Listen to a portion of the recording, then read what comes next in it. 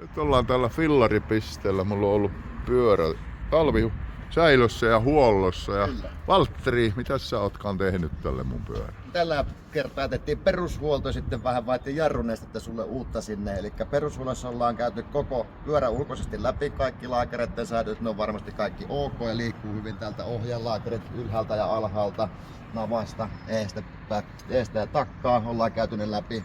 Sitten pestiin nämä ketjut ja rattaat vannoista ketjurasvasta poikkeen, niin laitettiin uutta rasvaa tilalle, että ne on puhtaat ja rullailee kevyesti. Sitten me ollaan lisäksi käyty nuo jarrut läpi, että jarruplat on ok, keskitetty jarrut, mistä tosiaan tällä kertaa välttämättä jarrunesteet sit sinne kanssa. Katsottu, että kaikki pultit ja mutterit on kiinni ja kaikki toimii niin kuin pitää.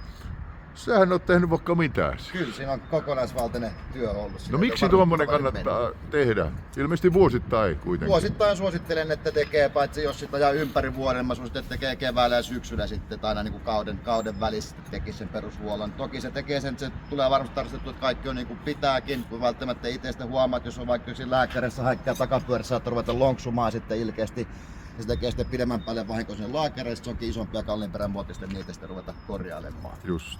No mitä tämmönen huolto maksaa? Tämmöiseen perushuoltoisen sähköpyörää on meillä 99 € mallista riippuen. Onko teillä jotain järeämpääkin huoltoa? Sitten löytyy vielä täyshuolto löytyy kanssa, missä sitten puretaan nuo laakerit kokonaan. Eli tuolta otetaan nuo navat auki, puretaan ne kaikki laakerit sieltä. Tai oikeastaan suoraan sanottuna puretaan koko pyörä ihan palasiksi pöydällä ja sitten laittaa uudet rasvat ja kaikki ja kasataan takaisin uudestaan. Sitten No kuin usein tuommoinen kannattaa tehdä pyörää? Mä sanoisin, että noin 3 vuoden välein on semmoinen hyvä väli.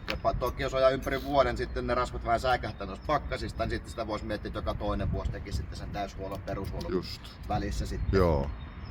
Mutta ja mikä semmonen huolto? Oli mitä se kustantaa? Ne alkaa 140 € eteenpäin, vähän pyörämästä riippuen sitten, että mitä se kustantaa. Sanotaan, että 140-180 €, siihen väliin menee sitten täyshuollon hinta. No niin. Kiitos Valtteri taas. Kiitoksia. Ja viimeistään syksyllä palataan taas astialle. Syksyllä Ja sitten. pyörä tulee tänne säilytykseen ja jälleen huoltoon. Kyllä. Kiitos kovasti. Kiitos.